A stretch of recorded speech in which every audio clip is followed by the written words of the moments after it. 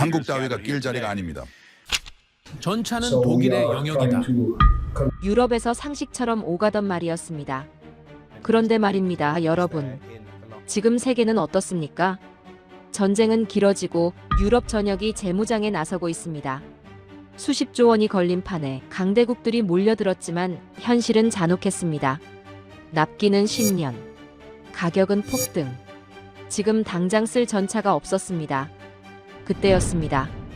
아무도 이름을 부르지 않던 나라가 말없이 시험대에 올라섰습니다. 설명도 없었고 변명도 없었습니다. 결국 유럽은 이 사실을 받아들일 수밖에 없었습니다. 한국 전차는 선택지가 아니라 마지막 해답이었다는 것을요. 수십 년간 무시해왔던 나라가 이제는 유럽의 생존을 좌우하게 된 순간, 자원 없는 나라가 기술 하나로 세계를 움직인 이 이야기. 전 세계가 숨을 삼킨 한국 전차의 진짜 모습은 과연 무엇이었을까요? 시작 전에 구독과 좋아요 버튼을 눌러주시면 영상 제작에 큰 힘이 됩니다. 지금 이 이야기를 어디에서 듣고 계신지도 댓글로 알려주세요. 그럼 바로 시작할게요. 종이 넘기는 소리만 들렸습니다. 회의실에 7명이 앉아 있었지만 아무도 말하지 않았는데 다들 같은 줄을 보고 있었기 때문이었습니다.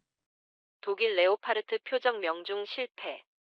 유럽의 기준이 무너지는 순간이었습니다. 그 아래 줄이 더 충격이었죠. 한국 K2 100% 명중. 누군가 볼펜을 떨어뜨렸고 탁자를 굴러가는 소리가 유난히 크게 들렸습니다. 저는 펜을 들었는데 손이 떨리지 않았습니다. 25년 경력이 흔들리는 순간이었지만 숫자는 거짓말을 하지 않으니까요. 제 소개를 먼저 하겠습니다. 저는 하인리히 폴크만이라고 하는데 전 독일 기갑전력 출신으로 레오파르트 전차를 설계 단계부터 지켜봤고 실전 운용까지 25년 넘게 함께하면서 이 전차의 모든 것을 알고 있다고 자부했습니다. 지금은 나토 전차 전력 실전 검증 책임관이라는 직책을 맡고 있는데 제 역할은 사실 굉장히 단순합니다. 전차가 전쟁에서 살아남을 수 있는지 그 가능성만 판단하는 거죠. 제 보고서 한 줄로 수천억짜리 계약이 멈추기도 하고 개발 계획 자체가 폐기되는 경우도 있으며 심지어 어떤 전차는 제 펜 한 번에 역사에서 완전히 사라지기도 했습니다. 저는 전차를 평가하는 사람이 아니라 생존 가능성을 기록할 뿐입니다. 그날 아침도 평소와 다르지 않았는데 노르웨이 시험장 결과를 기다리면서 사실 별다른 기대는 하지 않았습니다. 노르웨이에서 진행되는 전차 시험은 늘 비슷한 패턴이었거든요.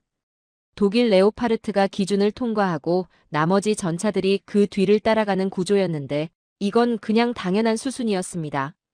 유럽에서 레오파르트는 기준 그 자체였고 나토 훈련의 표준이었으며 동맹국들이 따라야 할 지표였으니까요. 회의실에 보고서가 도착한 건 오전 10시쯤이었는데 봉투를 뜯는 담당자의 표정부터 뭔가 이상했습니다. 결과입니다. 그가 말했는데 평소와 다르게 목소리에 힘이 없었습니다. 저는 서류를 펼치면서도 별 생각이 없었는데 첫 줄을 읽는 순간 숨이 멎었습니다. 독일 레오파르트 표적 명중 실패. 저는 그 문장을 다시 읽었습니다. 착오인가 싶어서 2번, 3번을 확인했는데 착오가 아니었습니다. 레오파르트가 표적을 놓쳤습니다. 25년 경력 동안 이런 보고서는 처음 봤습니다. 회의실 분위기가 순식간에 무거워졌는데 누군가 작게 기침을 했지만 그마저도 조심스러운 소리였고 종이 넘기는 소리만 간간히 들렸습니다. 저는 침착하게 다음 데이터를 확인하기 시작했습니다. 사격거리, 표적 크기, 기상 조건을 하나하나 체크했는데 모든 조건이 표준 범위 안에 있었고 측정 오류가 있을 가능성도 없었습니다. 변수가 없었습니다. 그런데 다음 줄을 읽는 순간 회의실 공기가 완전히 얼어붙었습니다. 한국 K2 표적 명중률 100%. 같은 시험장에서 같은 표적을 놓고 같은 거리에서 쏜 건데 결과가 정반대였습니다. 독일은 놓쳤고 한국은 전부 맞췄습니다. 저는 표를 다시 확인했는데 혹시 제가 잘못 본 건 아닌가 싶어서 3번을 봤지만 숫자는 명확했습니다. 독일이 허둥대는 사이 한국은 100-800 중이었습니다. 잠시 침묵이 흘렀고 누군가 조심스럽게 입을 열었습니다. 재검토를 해야 하는 거 아닙니까? 그 말끝이 흐려졌는데 저는 그 눈빛을 정확히 알았습니다. 이 결과를 원하지 않는 눈빛이었죠. 하지만 저는 감정이 아니라 숫자를 남기는 사람입니다. 조건이 동일했습니까? 제가 물었습니다. 담당자가 고개를 끄덕이면서 대답했습니다. 네, 같은 표적, 같은 거리였습니다. 측정 장비는요? 동일한 장비로 측정했습니다. 더 이상 물을 게 없었습니다. 저는 펜을 들어 결과표에 체크를 시작했는데 독일 레오파르트 옆에 X표를 그으면서도 손이 떨리지 않았습니다. 펜 끝이 종이를 긋는 소리가 회의실 전체에 울렸고 한국 K2 옆에 O표를 남기는 순간 누군가 작게 한숨을 쉬었습니다. 작은 한숨이었지만 회의실에 있던 모든 사람이 들었습니다. 저는 보고서를 덮으면서 생각했습니다. 문제는 실패가 아닙니다. 기준이 흔들리는 겁니다. 독일이 기준이었으니까요. 유럽 방산의 질서였고 나토 내부의 암묵적 합의였으며 누구도 건드릴 수 없는 전제였습니다.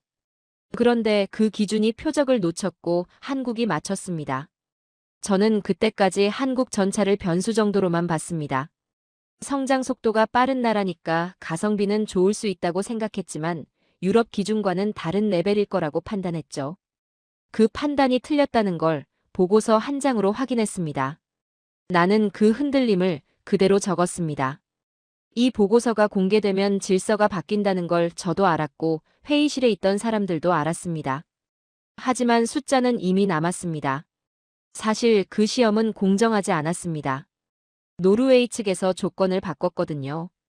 표적 거리를 기존보다 늘렸고 표적 크기는 줄였으며 심지어 표적을 눕혔다가 세우는 방식까지 동원했는데 처음 조건을 확인했을 때 저는 이게 시험이 아니라 선별이라는 걸 직감했습니다. 누가 봐도 K2를 떨어뜨리려는 의도였죠. 노르웨이는 오랫동안 독일 레오파르트를 운용해왔고 유럽 방산 체계 안에 깊숙이 들어가 있었기 때문에 갑자기 한국 전차를 테스트한다고 했을 때 저는 이미 결과를 예상했습니다. 통과시킬 생각이 없다는 거였죠. 그래서 조건을 까다롭게 만든 겁니다. 표적 거리를 기존보다 200m 더 늘렸고 표적 크기는 30% 줄였는데 여기까지는 그래도 이해할 수 있었습니다. 문제는 다음이었습니다. 표적을 눕혔다가 세우는 방식으로 난이도를 조작한 건데 전차 사격에서 표적이 눕혀져 있다가 갑자기 세워지면 조준 시간이 확 줄어들기 때문에 반사신경과 사격, 통제 시스템이 동시에 완벽해야만 명중시킬 수 있습니다. 이건 사실상 실전 급습 상황을 재현한 거나 다름없었습니다. 이 조건으로 시험을 진행한다는 보고를 받았을 때 저는 속으로 생각했습니다. 이러면 누가 살아남지? 독일 레오파르트도 쉽지 않을 거라고 판단했는데 실제로 그랬습니다. 레오파르트가 표적을 놓쳤습니다. 조준은 했는데 타이밍을 놓쳤고 두 번째 사격에서도 빗나갔으며 보고서에는 기상 악화로 인한 조준 오차라고 적혀 있었지만 저는 그게 변명이라는 걸 알았습니다. 기상 조건은 모든 전차에게 동일했으니까요. 그런데 한국 K2는 완전히 달랐습니다. 같은 조건에서 아니 더 불리한 입장에서 시작했는데도 불구하고 100-800 중이었는데 표적이 눕혀져 있다가 세워지는 순간 K2의 포탑이 즉각 반응했고 사격이 이어졌습니다. 첫 발부터 명중이었고 이후 모든 사격이 표적 중심을 관통했으며 측정 담당자가 보고서에 남긴 문장이 인상적이었습니다. 표적 반응 시간 1.2초, 명중률 100%, 오차 범위 제로. 저는 그 문장을 읽으면서 생각했습니다. 조건이 까다로운 게 아니라 방향이 정해져 있었던 겁니다. K2를 떨어뜨리려고 만든 시험이었는데 K2가 오히려 기준을 무너뜨린 거였죠. 회의실에서 누군가 조심스럽게 물었습니다. 혹시 K2 측에서 사전에 조건을 알고 있었던 건 아닙니까? 저는 고개를 저으면서 대답했습니다. 조건은 시험 당일 아침에 공개됐습니다. 사전 정보는 없었습니다. 그럼 어떻게 이런 결과가 나올 수 있습니까? 그 질문에 저도 정확히 같은 궁금증을 가지고 있었기 때문에 보고서를 다시 펼쳐서 K2의 사격, 통제 시스템 데이터를 꼼꼼히 확인했습니다. 표적 인식 속도가 유럽 기준을 훨씬 뛰어넘었고 자동 조준 시스템이 표적이 세워지는 순간 즉각 반응했으며 사수의 명령 없이도 최적 조준점을 계산해냈습니다. 이건 단순히 좋은 장비의 문제가 아니었습니다. 시스템 자체가 다른 철학으로 설계되어 있었던 겁니다. 유럽 전차들은 평화를 기준으로 만들어졌기 때문에 충분한 시간과 충분한 준비, 충분한 조건 속에서 최고의 성능을 내도록 설계되어 있었습니다. 그런데 K2는 전쟁을 기준으로 만들어진 전차였기 때문에 시간이 없고 조건이 불리하며 상황이 급박한 환경에서도 살아남도록 설계된 겁니다. 그래서 표적이 갑자기 나타나도 거리가 멀어도 크기가 작아도 맞출 수 있었던 거였죠. 차이는 성능이 아니라 철학이었습니다. 저는 보고서를 덮으면서 회의실에 말했습니다. 재검토는 필요 없습니다. 측정치가 명확하고 결과는 변명하지 않습니다. 회의실이 다시 조용해졌는데 저는 펜을 들어 최종 의견란에 한 줄을 적었습니다. K2, 극한 조건에서 검증 완료. 실전 적합성 인정. 그리고 그 아래에 짧게 덧붙였습니다. 유럽 기준 재검토 필요. 이 한 줄이 의미하는 바를 회의실에 있던 모든 사람이 정확히 이해했을 겁니다. 기준이 바뀐다는 거였죠. 저는 보고서를 제출했고 그날 오후부터 분위기가 달라지기 시작했는데 노르웨이 측에서 추가 시험을 요청했다는 소식이 들렸고 독일 측에서는 레오파르트 개선안을 논의한다는 이야기가 나왔습니다.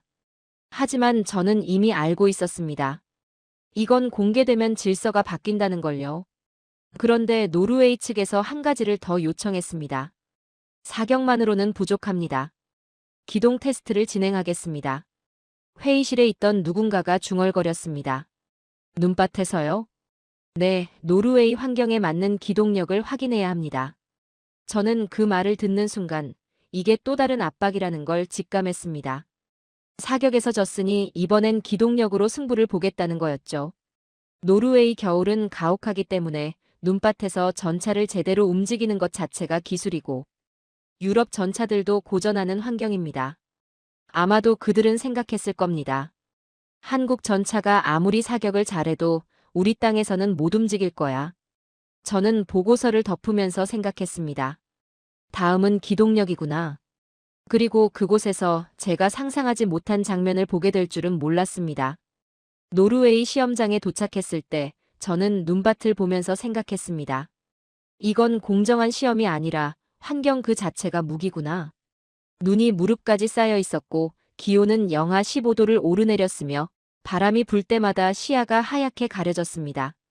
이런 환경에서 전차를 제대로 움직인다는 건 단순히 엔진 출력의 문제가 아니었습니다.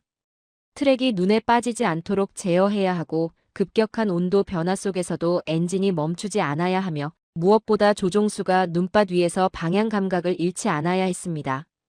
유럽 전차들도 이런 환경에서는 속도를 줄여야 했고 노르웨이 레오파르트 운용병들조차 겨울 훈련에서는 늘 조심스러웠습니다. 그런데 노르웨이 측은 이 환경에서 K2의 기동 테스트를 진행하겠다고 했습니다. 시험 코스를 확인했을 때 저는 속으로 한숨을 쉬었습니다. 직선 주행이 아니라 급커브가 포함된 코스였고 경사진 언덕을 오르내려야 했으며 중간중간 장애물까지 배치되어 있었습니다. 이 코스를 완주하면 합격입니까? 제가 물었습니다. 노르웨이 담당자가 고개를 끄덕이면서 대답했습니다. 네, 제한 시간 안에 완주하고 장애물을 회피하면 됩니다. 제한 시간은요? 15분입니다. 15분이라는 시간은 눈밭에서는 상당히 촉박한 시간이었습니다. 평지에서라면 충분하지만 이런 환경에서는 속도를 낼 수가 없었으니까요. 저는 시험 준비 과정을 지켜보면서 K2가 어떻게 나올지 궁금했습니다. 사격에서는 압도적이었지만 기동력은 또 다른 영역이었으니까요. 시험이 시작됐습니다. K2가 출발선에 섰고 엔진 소리가 눈밭 위로 울려 퍼졌습니다. 신호와 함께 K2가 움직이기 시작했는데 저는 그 순간 뭔가 이상하다는 걸 느꼈습니다. 속도가 너무 빨랐습니다. 눈밭에서 저렇게 빠르게 출발하면 트랙이 헛돌거나 방향을 잃기 쉬운데 K2는 마치 포장도로 위를 달리는 것처럼 미끄러짐 없이 가속했습니다. 첫 번째 커브를 돌 때 저는 눈을 의심했습니다. K2가 속도를 줄이지 않고 커브를 돌았습니다. 트랙이 눈을 파고들면서 방향을 틀었고 차체가 기울어지는가 싶더니 다시 균형을 잡으면서 직선으로 빠져나왔습니다. 제 옆에 서 있던 노르웨이 관계자가 중얼거렸습니다. 저 속도로 커브를. 어떻게 저러지? 저도 같은 생각이었습니다. K2는 계속 달렸습니다. 두 번째 구간인 경사 언덕을 오를 때도 속도가 줄지 않았고 눈이 깊게 쌓인 구간에서도 트랙이 미끄러지지 않았으며 장애물 앞에서 급제동을 했다가 다시 출발하는 과정이 마치 계산된 것처럼 정확했습니다. 그런데 문제는 그 다음이었습니다. K2가 마지막 직선 구간에서 갑자기 속도를 더 올렸습니다. 눈밭 위를 거의 질주하다시피 달렸는데 트랙이 눈을 튕겨내면서 하얀 눈보라가 뒤로 펼쳐졌고 엔진 소리가 시험장 전체를 울렸습니다. 저는 그 장면을 보면서 생각했습니다. 이건 시험이 아니라 시연이구나. K2는 단순히 통과하려는 게 아니라 이 환경에서도 압도적일 수 있다는 걸 보여주려는 거였습니다. 그런데 바로 그 순간 무전기에서 다급한 목소리가 들렸습니다. 잠깐 속도 좀 줄여달라고 전달해 주십시오. 노르웨이 측 안전관리 요원이었습니다. 왜 그렇습니까? 제가 물었습니다. 저 속도로 가면 안전 요원들이 따라갈 수가 없습니다. 만약 사고가 나면 즉시 대응할 수가 없어요. 저는 그 말을 듣는 순간 상황을 정확히 이해했습니다. 시험이 통제 불능 상태가 된 겁니다. K2의 속도가 너무 빠른 나머지 시험을 관리하는 쪽에서 오히려 쫓아가지 못하는 상황이 된 거였죠. 저는 빠른 전차를 본 적이 있습니다. 하지만 속도를 줄여달라는 요청을 받은 전차는 처음이었습니다. 결국 무전으로 K2 측에 속도 조절을 요청했고 K2는 속도를 약간 줄였지만 그래도 여전히 빨랐습니다. 최종 기록은 8분 47초였습니다. 제한 시간 15분의 절반도 안 되는 시간이었고 이건 눈밭 환경을 고려하면 거의 불가능에 가까운 기록이었습니다. 시험이 끝나고 회의실로 돌아왔을 때 저는 보고서를 작성하면서 한 문장을 적었습니다. K2, 극한 기동 환경에서 검증 완료. 안전 요원 추적 불가 수준. 그리고 그 아래에 짧게 덧붙였습니다. 유럽은 평화를 기준으로 만들었다. 한국은 전쟁을 기준으로 만들었다. 차이는 성능이 아니라 철학이다. 그날 시험은 끝났고 현실이 시작됐습니다. 노르웨이는 더 이상 K2를 떨어뜨릴 방법이 없었고 유럽은 새로운 기준과 마주하게 됐습니다. 저는 그날 밤 숙소로 돌아오면서 생각했습니다. 다음은 어디일까? 그리고 얼마 지나지 않아 폴란드에서 연락이 왔습니다. 폴란드로 가는 비행기 안에서 저는 나토 연합훈련 자료를 다시 검토하고 있었습니다.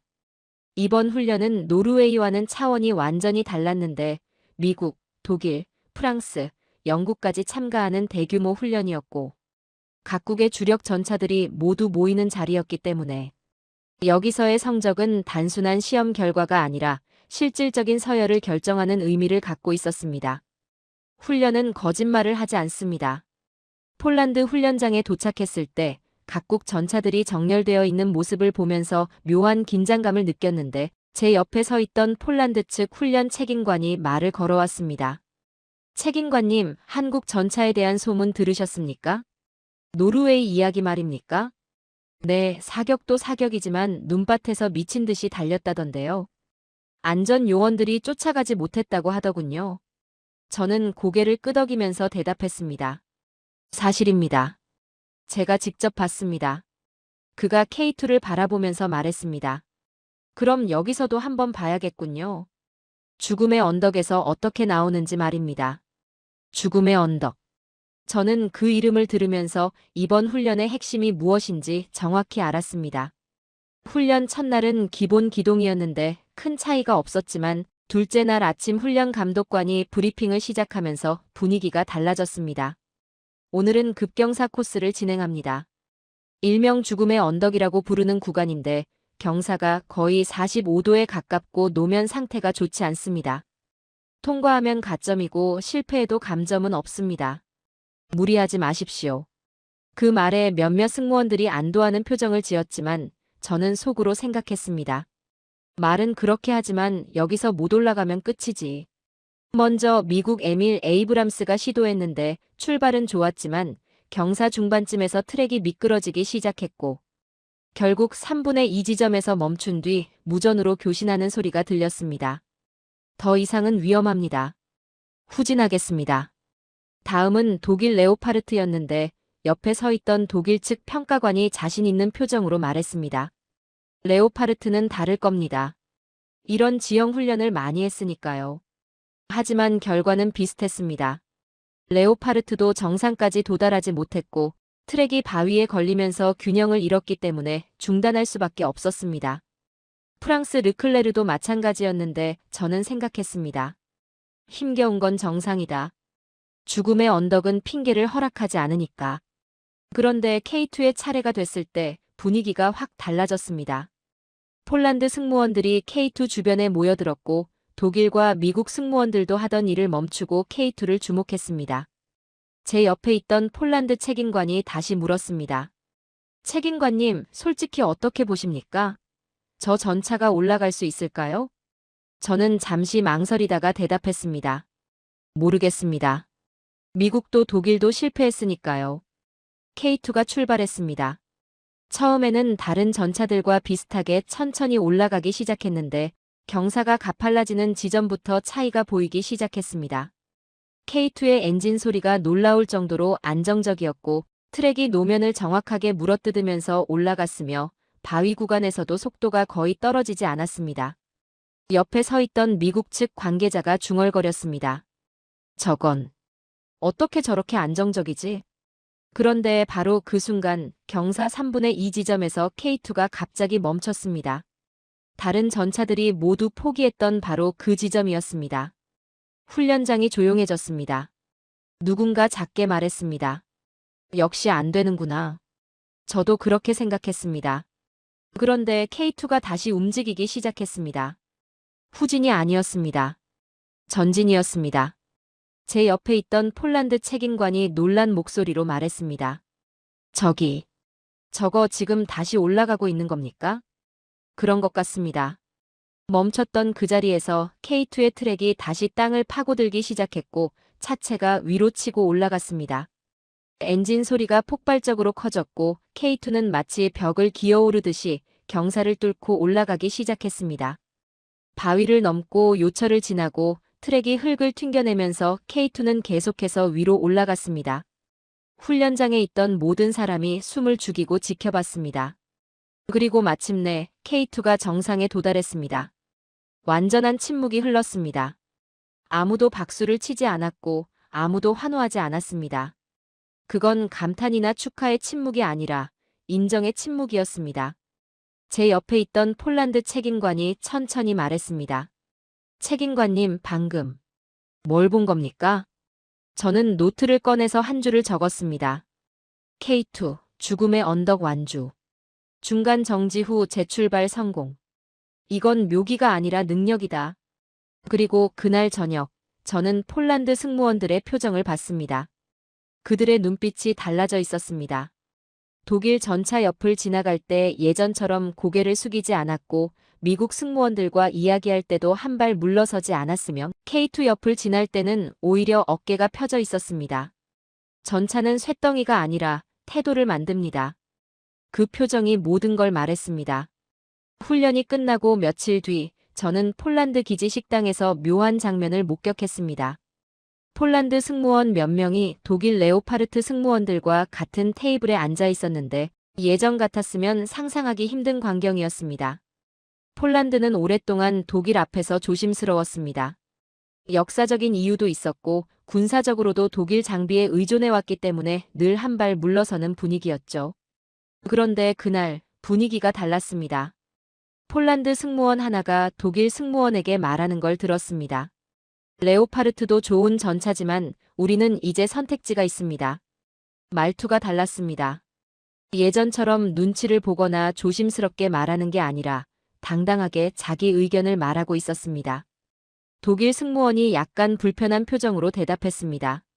레오파르트는 검증된 전차입니다. 수십 년간. 저도 압니다. 하지만 죽음의 언덕을 보셨잖습니까? 그 말에 독일 승무원이 말을 잇지 못했습니다. 저는 그 대화를 들으면서 생각했습니다. 이건 단순한 장비 논쟁이 아니구나. 며칠 뒤 폴란드 측 고위 관계자와 면담을 하게 됐는데 그가 K2에 대해 물어왔습니다. 책임관님, 솔직한 평가를 듣고 싶습니다. K2는 실전에서 신뢰할 수 있습니까? 저는 잠시 생각하다가 대답했습니다. 노르웨이에서 악조건 사격을 받고 여기서 죽음의 언덕을 받습니다. 제 판단으로는 K2는 실전 기준으로 설계된 전차입니다. 실전 기준이라는 게 정확히 무슨 의미입니까? 유럽 전차들은 평화를 전제로 만들어졌습니다. 충분한 시간, 충분한 준비가 있다는 가정이죠. 하지만 K2는 시간도 없고 조건도 불리한 상황을 기준으로 설계됐습니다. 그게 차이입니다. 그가 고개를 끄덕이면서 말했습니다. 우리에게 필요한 건 바로 그겁니다. 우리는 러시아와 국경을 맞대고 있으니까요. 그 말에 저는 폴란드의 입장을 정확히 이해했습니다. 폴란드는 평화를 기대할 수 없는 나라였습니다. 동쪽에는 러시아가 있었고 우크라이나 전쟁이 바로 옆에서 벌어지고 있었으며 언제든 전쟁이 넘어올 수 있는 상황이었습니다. 그런 나라에게 필요한 건 명품 전차가 아니라 당장 쓸 수 있는 전차였습니다. 그 뒤로 폴란드 승무원들의 태도가 확연히 달라졌습니다. 훈련장에서 미국 승무원과 이야기할 때도 예전처럼 고개를 숙이지 않았고 독일 승무원 옆을 지나갈 때도 시선을 피하지 않았습니다. 특히 K2 옆을 지날 때는 걸음걸이가 달랐습니다. 어깨가 펴져 있었고 표정에 자신감이 묻어났습니다. 어느 날 저녁 폴란드 승무원 하나가 K2 앞에서 사진을 찍고 있는 걸 봤는데 그 모습이 인상적이었습니다. 예전 같으면 독일 전차 앞에서 사진을 찍었을 텐데 이제는 K2 앞에 서 있었습니다. 저는 그 장면을 보면서 생각했습니다. 전차는 쇳덩이가 아니라 태도를 만든다. 무기는 단순히 전력이 아니라 자존심의 문제였습니다. 폴란드는 더 이상 독일의 시선을 의식하지 않았고 미국의 눈치를 보지 않았으며 K2를 선택함으로써 스스로 결정하는 나라가 되었습니다. 저는 보고서에 한 줄을 적었습니다. 폴란드 태도 변화 확인. K2 도입은 전력 보강이 아니라 입장 격상. 그리고 그 아래에 짧게 덧붙였습니다. 이제 폴란드는 기다리지 않을 것이다. 하지만 저는 그때 몰랐습니다. 폴란드의 결정이 단순히 한 나라의 선택으로 끝나지 않을 거라는 걸요. 유럽 전체가 급하게 움직이기 시작한 이유는 전혀 다른 곳에서 시작되고 있었습니다. 폴란드 훈련을 마치고 브뤼셀로 돌아왔을 때 나토 본부 분위기가 예전과 달랐습니다. 회의실마다 긴급 회의가 열리고 있었고 복도에서 만난 동료들의 표정이 굳어 있었으며 누군가는 전화로 다급하게 이야기하고 있었습니다. 제 사무실로 돌아오자마자 상급 분석관이 찾아왔습니다. 책임관님, 상황 보고 들으셨습니까? 무슨 상황 말입니까? 러시아가 또 움직이고 있습니다. 이번엔 발트의 상공입니다. 그가 건넨 보고서를 펼쳤는데 내용이 심상치 않았습니다. 러시아 전투기들이 나토 회원국 영공 근처를 계속 침범하고 있었고 우크라이나 전쟁은 3년째 장기화되고 있었으며 푸틴은 나토의 우크라이나 지원을 막기 위해 압박 수위를 계속 높이고 있었습니다. 전쟁은 끝나지 않았습니다. 제가 말했습니다. 상급 분석관이 고개를 끄덕이면서 다음 보고서를 건넸습니다. 더 큰 문제가 있습니다. 우리 창고를 확인해 보십시오. 보고서를 보는 순간 저는 숨이 멎었습니다. 유럽 각국의 전차 보유량이 급격히 줄어 있었고 포탄 재고는 바닥 수준이었으며 각종 군수 물자가 우크라이나 지원으로 고갈된 상태였습니다. 우리는 비어 있었습니다. 제가 중얼거렸습니다. 맞습니다. 2차 대전 이후 유럽은 평화에 익숙해졌고 군수 산업 기반이 약화됐습니다. 그 결과가 이겁니다. 그가 또 다른 자료를 펼쳤는데 각국의 생산 능력 분석 자료였습니다. 독일의 전차 생산 라인은 거의 멈춰 있었고 프랑스도 비슷한 상황이었으며 포탄 생산 속도는 우크라이나가 소비하는 속도를 따라가지 못했습니다. 줄 게 없으면 지킬 수도 없습니다. 제가 말했습니다. 며칠 뒤 나토 긴급회의가 소집됐습니다. 각국 국방 관계자들이 모였는데 주제는 명확했습니다. 재무장. 독일 대표가 먼저 입을 열었습니다. 우크라이나 지원으로 우리 전력에 공백이 생겼습니다. 이제는 우리 자신을 방어할 전력을 재건해야 합니다. 프랑스 대표가 동의했습니다. 재무장은 선택이 아니라 생존입니다. 러시아가 멈추지 않는 한 우리도 준비해야 합니다. 폴란드 대표가 손을 들었습니다. 문제는 무엇을 언제 받느냐입니다. 전차가 1순위여야 합니다. 회의실이 조용해졌는데 모두가 같은 생각을 하고 있었습니다. 전차는 단순한 장비가 아니라 전력의 상징이었습니다. 전차가 없으면 지상 방어가 무너지고 지상 방어가 무너지면 모든 게 무너지는 겁니다. 그럼 어디서 조달합니까? 누군가 물었습니다. 당연히 모든 시선이 독일 대표에게 쏠렸습니다. 유럽에서 전차라고 하면 독일 레오파르트였으니까요. 독일 대표가 난처한 표정으로 대답했습니다. 레오파르트 생산 라인을 재가동하려면 시간이 필요합니다. 최소 2년은 걸릴 것으로 예상됩니다. 2년이요? 폴란드 대표가 놀란 목소리로 되물었습니다. 네, 그리고 납기까지 고려하면 10년 정도 보셔야 합니다. 회의실이 술렁였습니다. 10년. 전쟁은 10년을 기다려주지 않습니다. 저는 그 순간 생각했습니다. 10년짜리 납기는 납기가 아니다. 폴란드 대표가 다시 물었습니다. 가격은 어떻게 됩니까? 현재 협상 중인데 대당 가격이 상승하고 있습니다. 수요가 급증해서 협상할수록 비싸진다는 말씀입니까? 독일 대표가 대답하지 못했습니다. 회의실 분위기가 무거워졌는데 바로 그때 폴란드 대표가 조용히 말했습니다. 다른 선택지를 검토하겠습니다. 다른 선택지라면요? 한국입니다. 회의실이 다시 조용해졌습니다. 독일 대표가 약간 당황한 표정으로 물었습니다. 한국 K2 말씀하시는 겁니까? 네, 성능은 이미 노르웨이와 폴란드에서 검증됐고 납기는 독일보다 훨씬 빠르며 가격은 레오파르트의 60% 수준입니다. 하지만 검증이 폴란드 대표가 말을 끊었습니다. 책임관님, 한 말씀 해주시겠습니까? 모든 시선이 저에게 쏠렸습니다. 저는 자리에서 일어나서 말했습니다. K2는 실전 기준으로 검증됐습니다. 노르웨이 악조건 사격, 폴란드 죽음의 언덕 모두 통과했습니다. 제 판단으로는 당장 쓸 수 있는 전차입니다. 회의가 끝난 뒤 복도에서 폴란드 대표를 다시 만났습니다. 책임관님, 솔직히 물어보겠습니다. K2를 선택해도 됩니까? 저는 망설이지 않고 대답했습니다. 시간은 전력입니다. 10년을 기다릴 수 없다면 K2가 답입니다. 그가 고개를 끄덕였습니다. 감사합니다. 폴란드는 더 이상 기다리지 않겠습니다. 폴란드의 결정은 생각보다 빨랐습니다. 나토 회의가 끝나고 2달 뒤 제 책상 위에 폴란드 국방부 공식 문서가 도착했습니다. 한국 K2 전차 1차 계약 체결 180대. 저는 그 문서를 보면서 숫자를 다시 확인했습니다. 180대. 이건 단순한 도입이 아니라 주력 전차 전면 교체 수준이었습니다. 며칠 뒤 폴란드 국방부 관계자와 통화할 기회가 있었습니다. 계약 축하드립니다.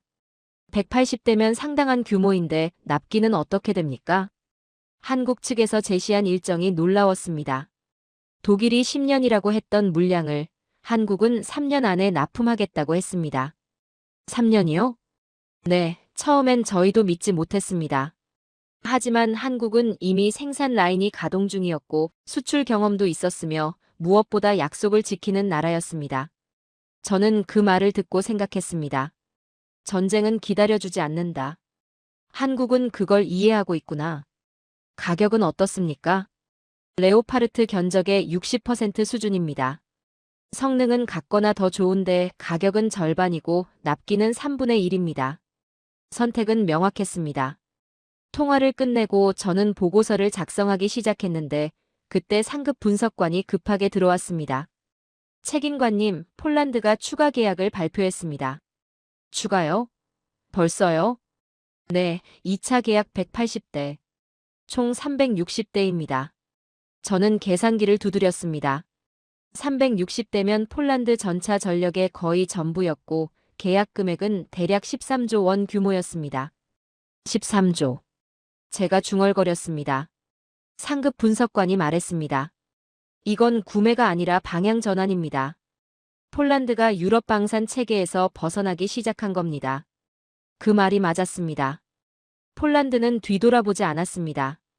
계약 발표 후 일주일도 안 돼서 브뤼셀 사무실에 각국에서 문의가 쏟아지기 시작했습니다. 노르웨이 국방부에서 연락이 왔습니다. K2 도입을 검토 중입니다. 평가 보고서를 공유해 주실 수 있습니까? 루마니아에서도 같은 요청이 들어왔고 체코, 슬로바키아에서도 문의가 이어졌습니다. 저는 각국에 같은 답변을 보냈습니다. 노르웨이 시험 결과, 폴란드 훈련 결과 공유 가능. K2는 나토 기준 통과. 그런데 문제가 하나 생겼습니다.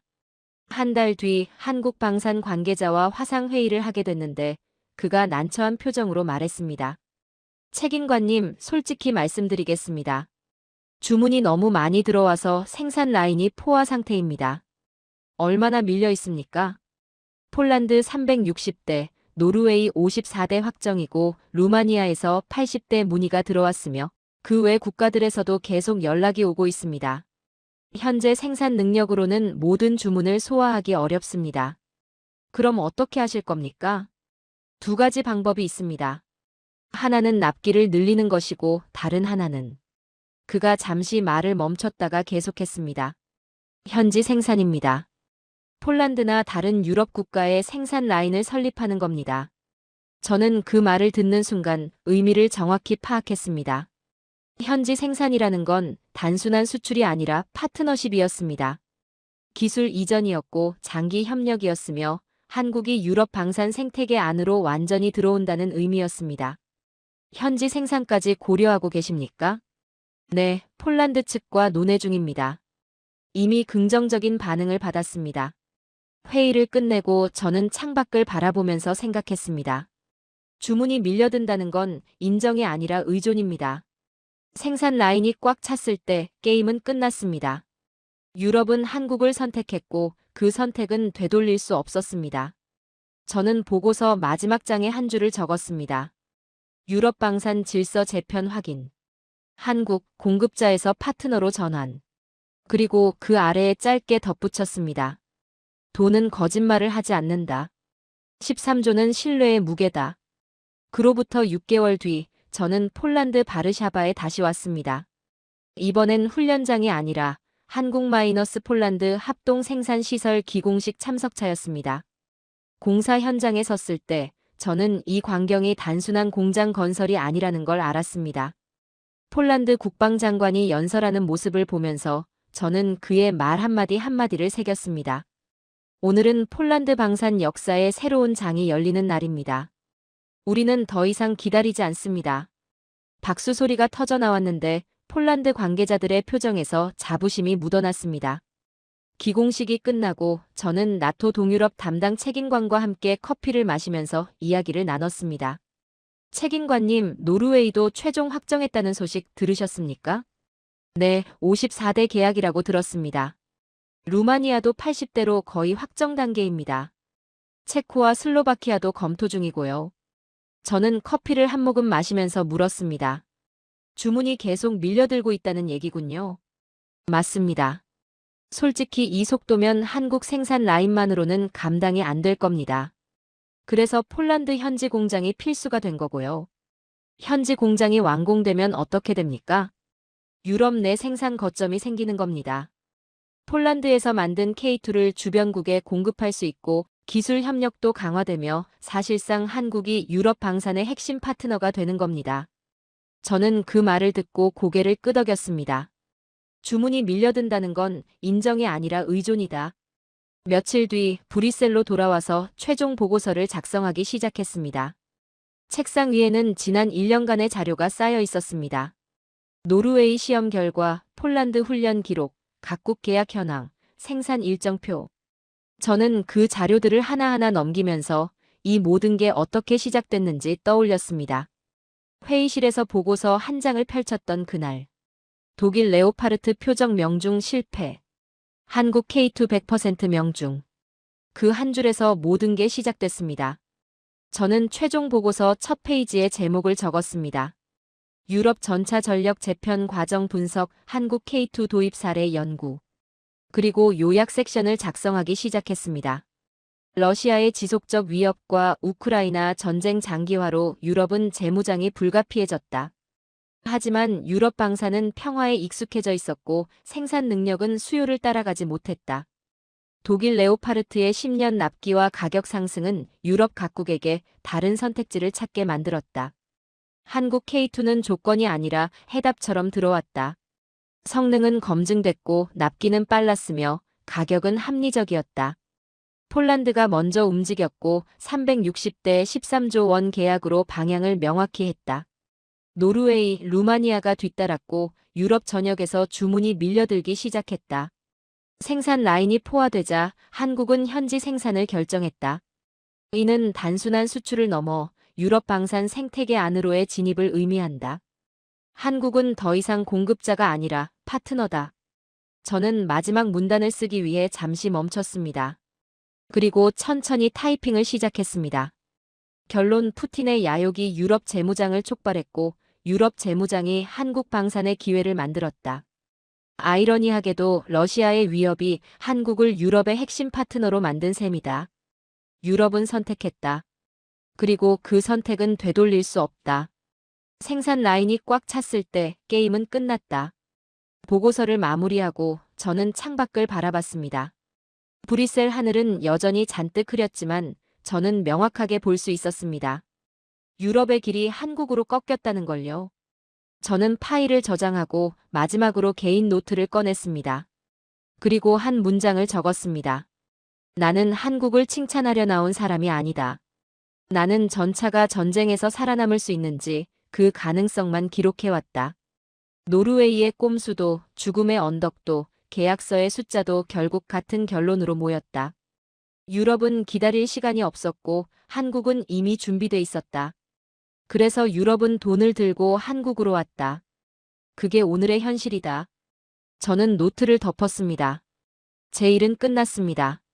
저는 한국을 칭찬하려는 사람이 아닙니다. 전차가 전쟁에서 살아남을 수 있는지 그 가능성만 기록해왔습니다.